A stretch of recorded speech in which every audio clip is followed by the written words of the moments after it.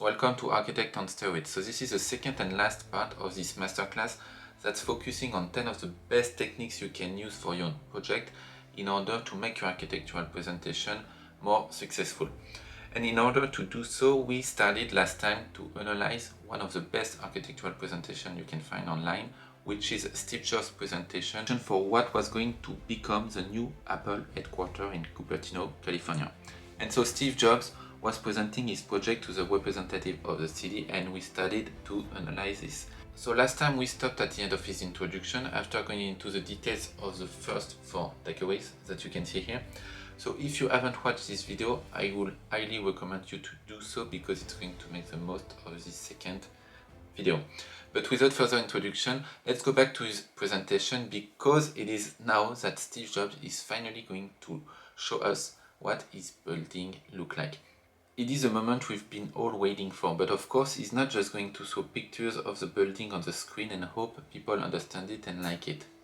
It is more subtle than that, so look how he does it, and after the clip I'm going to show you what you can make from this, because it is something that can be very useful for your own presentation. Look. Here's where we are today, which is on Infinite Loop Drive, again at the intersection of De Anza and 280. And what we've done is we've bought this land right here. We tried to buy the apartments in the corner, but they're not for sale, so we couldn't buy those. But we bought everything else. And the campus we'd like to build there is one building that holds 12,000 people. And it's a pretty amazing building. Let me show it to you. So this looks like a usual way to present an overall project, right? So what can we learn from this? Well, since everything Steve Jobs does or says has a purpose, it's always interesting to understand why he did what he did. And in this case, I want to focus your attention on the kind of blueprint it chose to present to the audience, because it is actually not an architectural blueprint that he presented, but as you saw, a map of the city of Cupertino instead. So why did he do that? Well, the end goal of any architectural presentation is to introduce a new world, which is your project, to your client that doesn't know about this world yet. It is basically what architecture is about. But the thing is that for people to move from something they know to something they don't know yet, it's always better to start with something they're familiar with and then slowly move them to your project to something new. So how this relates to Steve Jobs' presentation? Well, the audience is mainly composed of representatives from the city of Cupertino, and these guys are pretty comfortable with maps since it's one of the best ways for them to look at the city and understand the neighborhoods, the infrastructures, etc. But they're probably less familiar with architectural drawings. And it is why starting with a map that everyone knows about is very smart, because it's going to make the comprehension of the project much easier. Everyone is on the same page and you can then start the journey together. And in other words, it is just about adapting your presentation to the audience you're trying to convince. And with this example, it's even better because it is literally going from the big picture, from the map, to the small details of the project, as we'll see later. And I want to emphasize the word slowly here, because as you saw since the beginning of his presentation, Steve Jobs takes his time. He's not rushing and trying to show as much details as possible here. His goal here is only for people to understand what his project is about and the benefits they can get from it. The goal isn't to be exhaustive, and anyway, I feel like you will never have enough time to show all the elements you put in your design. So focus on few elements, and most importantly, focus on the understanding people are gonna have about your project. And look how in the next clip, it's exactly what Steve Jobs is gonna do. He takes his time, he let people grab the project at their own pace, so everyone can understand what he's talking about. Pretty amazing building. Let me show it to you. It's a little like a spaceship landed.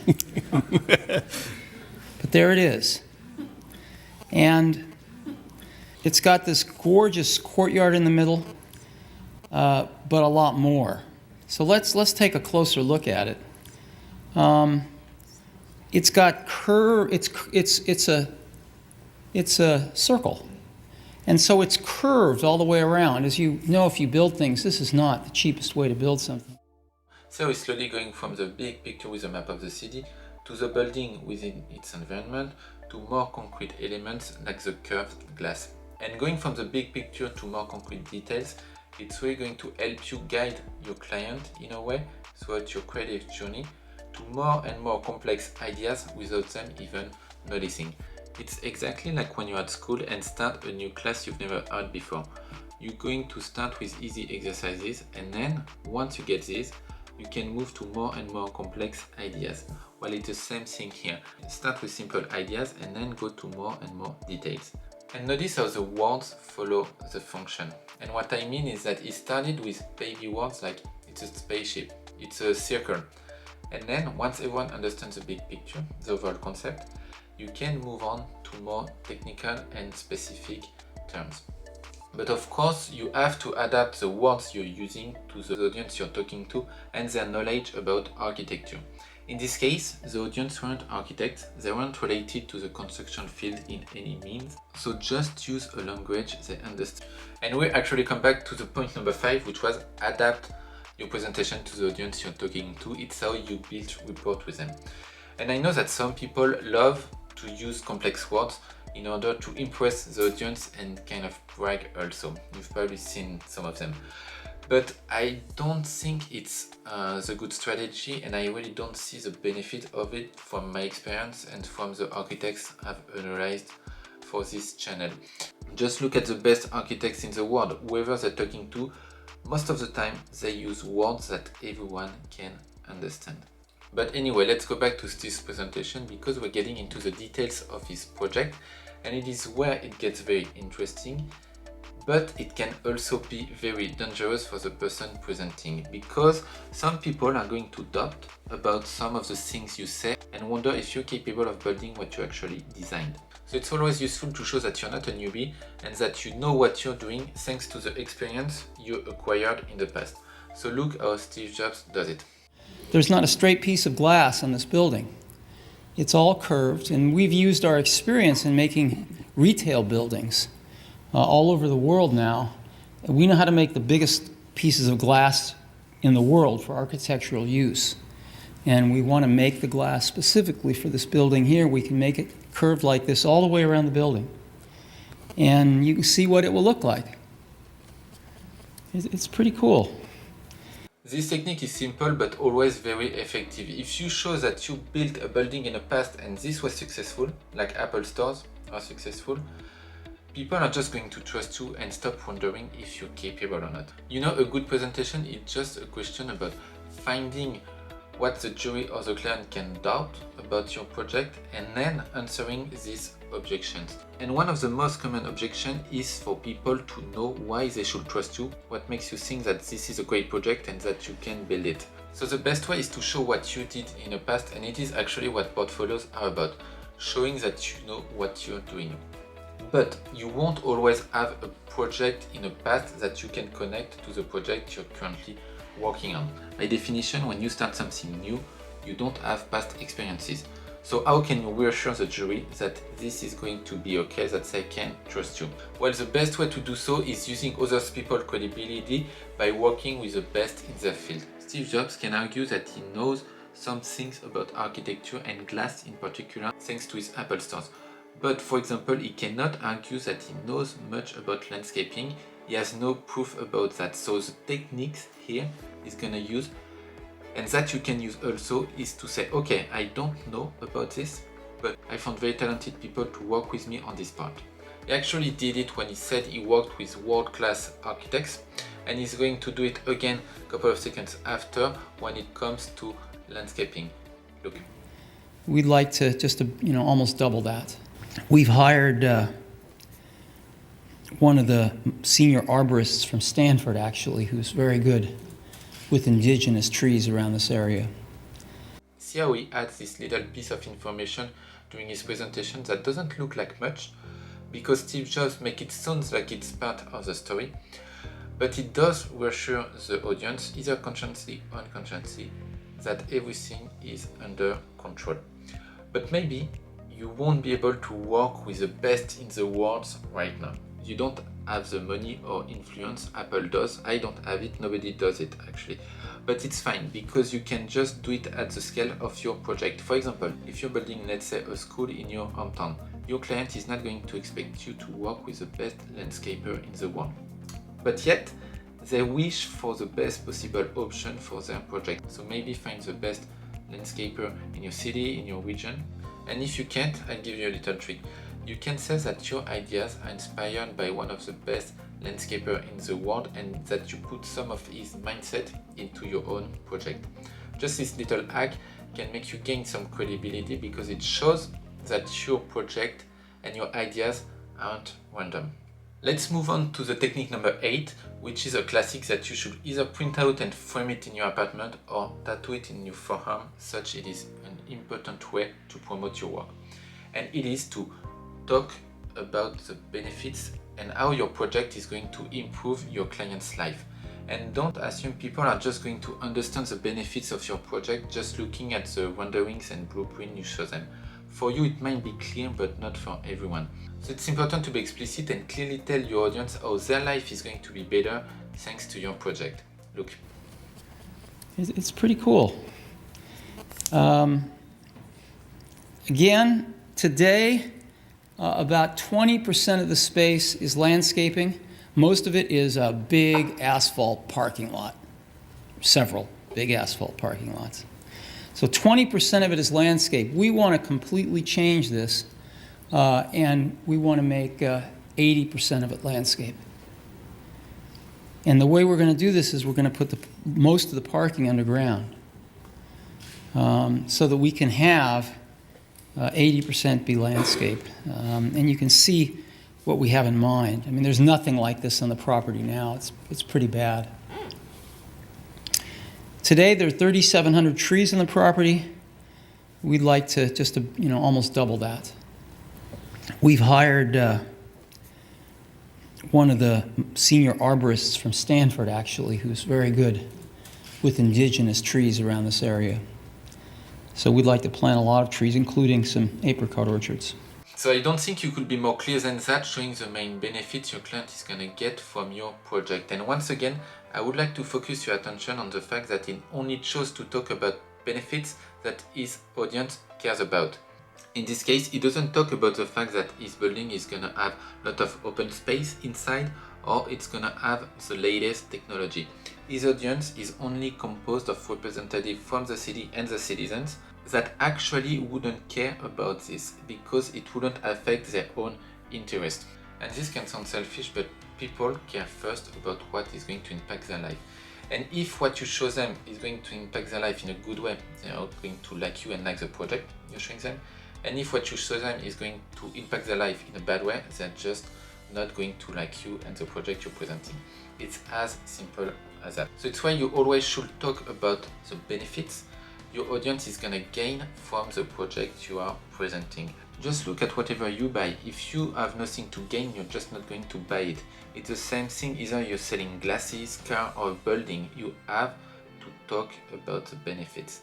And first, in order to do so, you need to understand what your audience wants and cares about. And then simply connect your project to these needs and voila.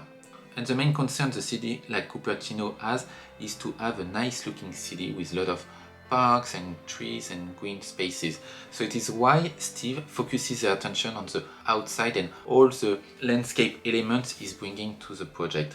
And since we are in the middle of the presentation, in the phase where you are presenting your project, you are going to raise questions. And I would argue that if your project doesn't raise questions, it's probably not a good sign. But anyway, there's two strategies possible when it comes to questions. Some will argue that you have to wait until the end to answer the questions your audience is going to ask you.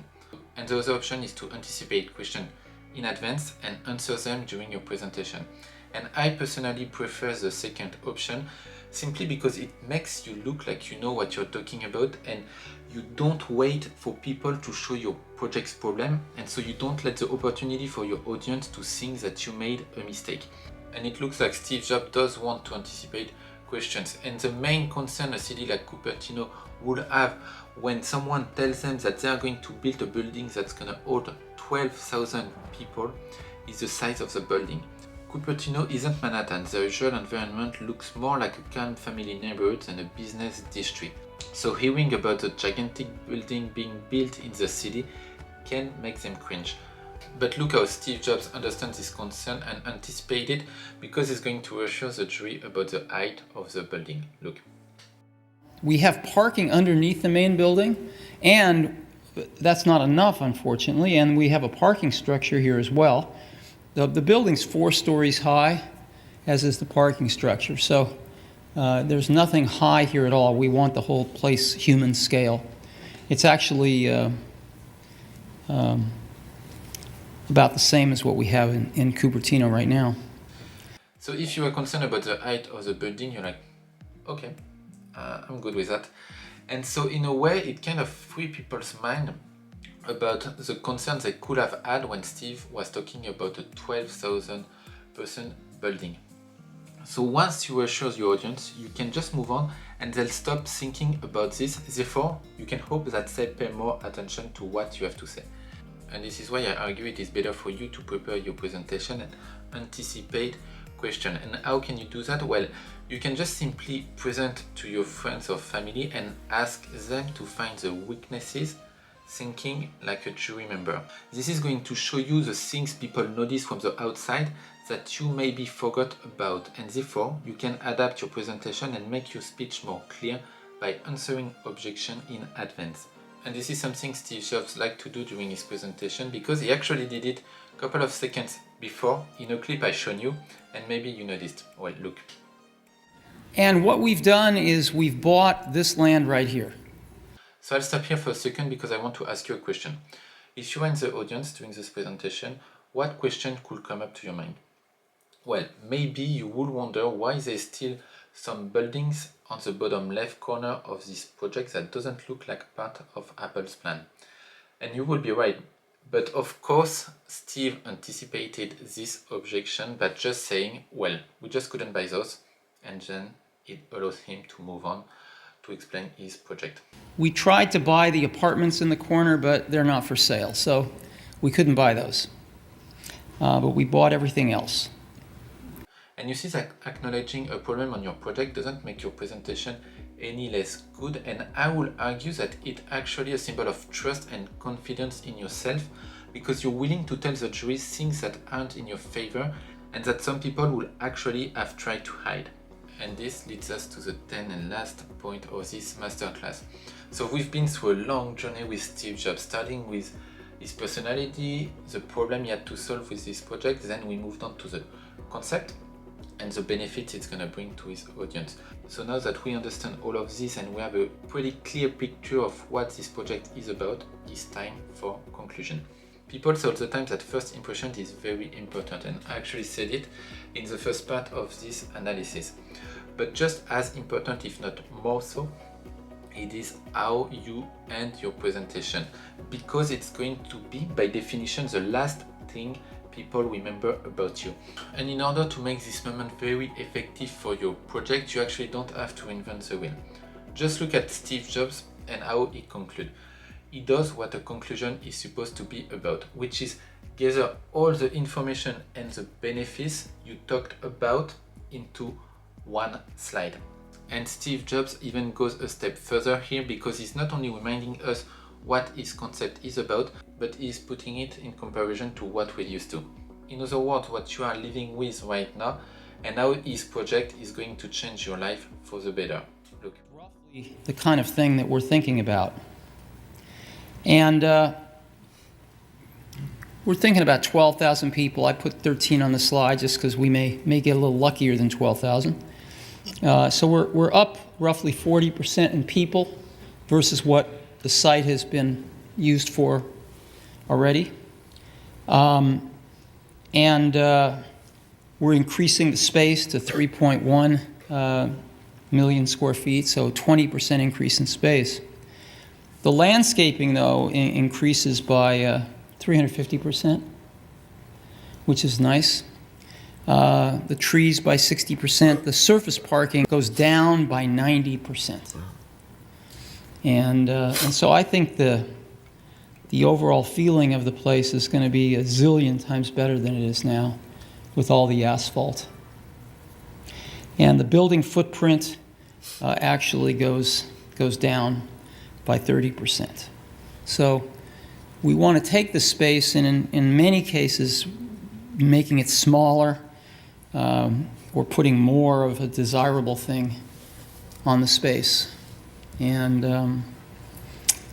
that's what we'd like to do. So what I like with the presentation Steve Jobs used to give is that it always looked very natural, not forced in any way, yet it is so persuasive, often without people even noticing. And the conclusion we just saw really summarizes all the talent Steve Jobs has when it comes to selling his ideas. He doesn't let you the opportunity to even think about criticizing his project. There is no reason you would want to do so. On the contrary, you just want to say, congratulations, you won. It is an amazing project and you still pushed the boundaries to what we thought was possible for headquarters. So this was the 10 techniques I wanted to show you. But there is a last one, there's a bonus. And this last technique is actually on top of all the other things we've seen so far. And it is to prepare your whole presentation and to plan the one thing you want people to remember once you're gone. Because you're not going to get a chance to get people to remember much about your project. No architect is. So you have to be very clear on what you want them to know about you, and people sometimes fall into the trap of trying to show as much things as they can without having one strong message. But Steve Jobs didn't fall into this trap, and notice how he actually didn't talk at all about the inside of the building and how he actually didn't talk much about the building itself beside its circular shape. But what he talked about over and over again is the landscape. First, because the landscape is a big part of this project, but most importantly, it is because it is the one thing that the audience cares about. So he structured all his presentation, all the points we analyze here, not around the building, but around the landscape. He first talked about how bad the current place was with a lot of parking lot. He then showed the map of the city turning green thanks to his project, and then he details all the benefits the city is gonna get thanks to this new project. And I am sure that, for example, he wouldn't have presented the same way if he would have shown this project to his employees. He would have talked more about the benefits they will get after moving there, like the nice cafeteria, the fact that all the departments will be in the same building, or the brand new gyms and the other cool places they'll be able to use. So it really comes down to the point number 5, which is adapt your presentation to your audience. But even more importantly than that, when you start any presentation, you should always remember what is the one thing you want people to remember once your presentation is over. Thank you for watching. I hope you found this video interesting, and let me know in the comment section if you've ever used one of these techniques.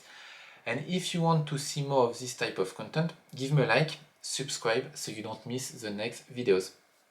See you!